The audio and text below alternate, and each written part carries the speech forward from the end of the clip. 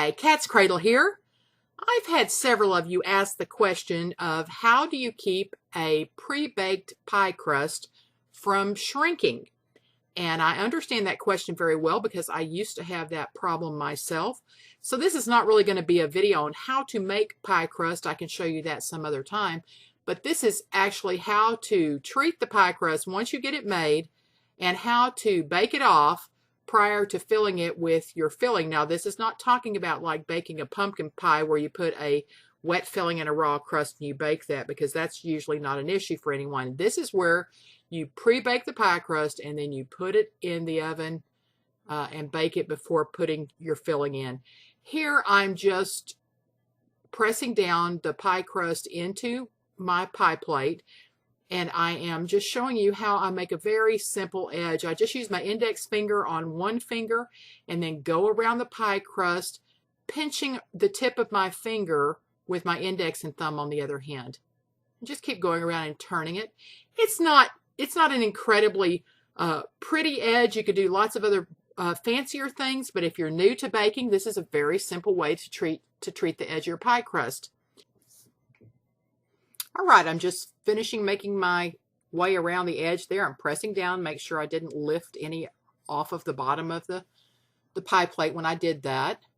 And now I'm just going to dock my pie crust. That's just a term for poking it so that you can let the air escape, because if you don't, in all likelihood, you'll have air pockets that build up under that crust and push it up and kind of bubble up.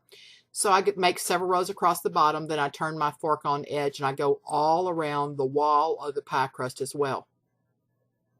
Now you would think that that would allow your filling to seep down there and make your pie crust soggy, but that doesn't really happen because the air escapes fairly quickly, and then the pie crust is just kind of self-healing. Those holes kind of fill in there.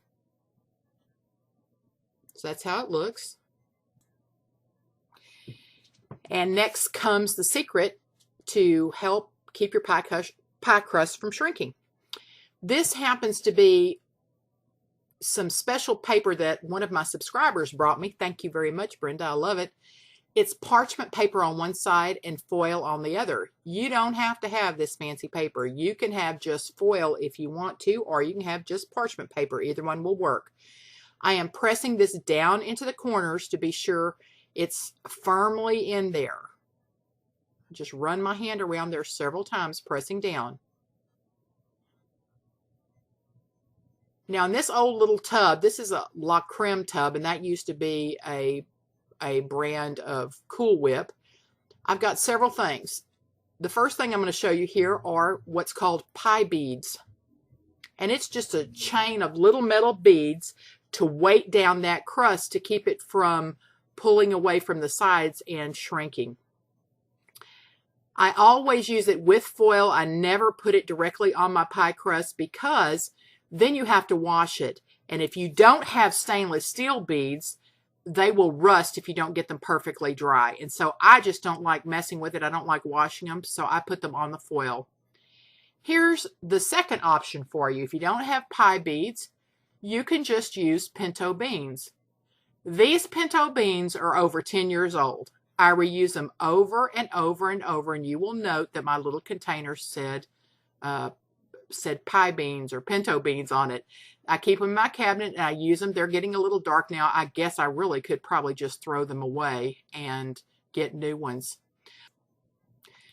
I bake my pie crust according to directions, and I keep a close eye on it. It doesn't take very long to bake a pie crust, and once the edges begin to get slightly brown, then I take my weight out of the center because I want the center of that crust to cook as well and to take on a little bit of color. So here's my finished crust. You can see that the edges are nice and browned and the inside has taken on a little bit of color as well, so it will be nice and crispy, and I have it cooling on a rack. You can also use rice as a weight in the center of your pie crust to bake it.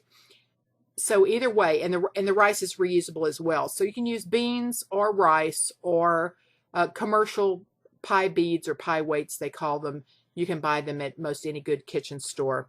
I hope this really helps you. It's a little disappointing when you know, if you're a new cook and you put a pie crust in thinking it's going to come out looking exactly like it went in, and then it has shrunk by, you know, 25%, that and will hardly hold your filling. That's a little disappointing. So I hope this will help you with that. Okay, well, now on to the filling. I'm going to go make that, and I will post a video of that as well. This is going to be a very special pie. It's a traditional pie we make in my family, and you can look for that video. I'll post it right after this one. I hope this helps, and until next time, this is Katzcradul.